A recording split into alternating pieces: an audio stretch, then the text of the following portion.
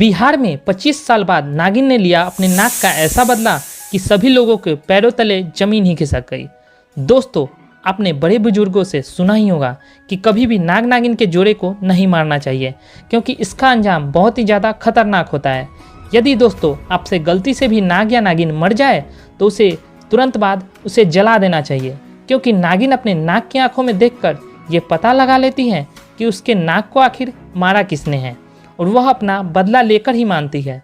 और दोस्तों, ऐसा ही कुछ हुआ बिहार के उस गांव में, जहां 25 साल बाद नागिन ने अपने नाक का ऐसा बदला लिया कि लोगों के रोंगटे ही खड़े हो गए। दोस्तों, ये घटना बिहार के रहने वाले अरुण राणा के साथ घटित हुई है। दोस्तों, एक बार अरुण अपने सहपाठियों के साथ स्कूल से वापस घर जा रहा था।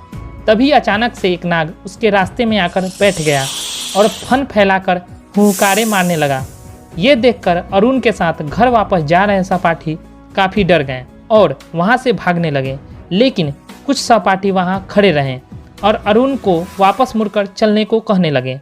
लेकिन अरुण को वैसा करना कायरता लगा और उसने गुस्से में आकर एक पत्थर उठाया और उस नाग के सर पर दे मारा और नाग वहीं पे मर गया। अरुण इस बात से अनजान था कि उसकी नागिन ने उसे देख लिया है।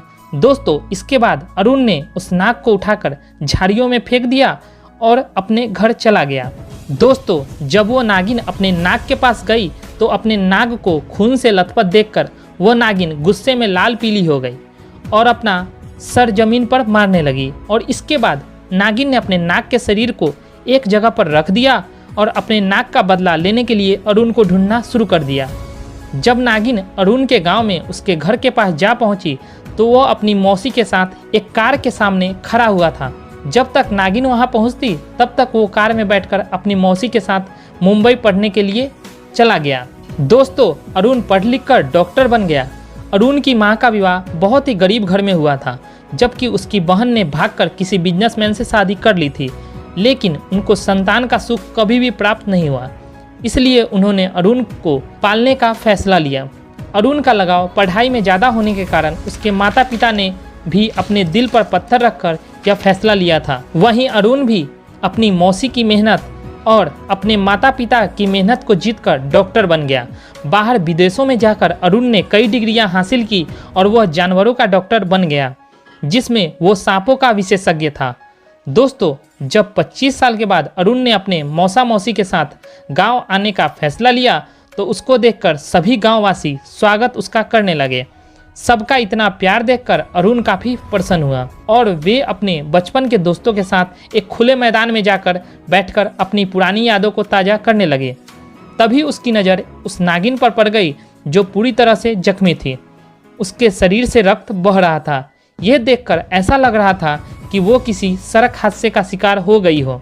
जैसे ही अरुण ने उस नागिन को देखा तो उससे रहा नहीं गया और वह अपने घर गया और वहाँ से उसको पकड़ने का औजार लेकर आया और उसको भी बेहोशी का इंजेक्शन लगाकर इलाज करने लगा।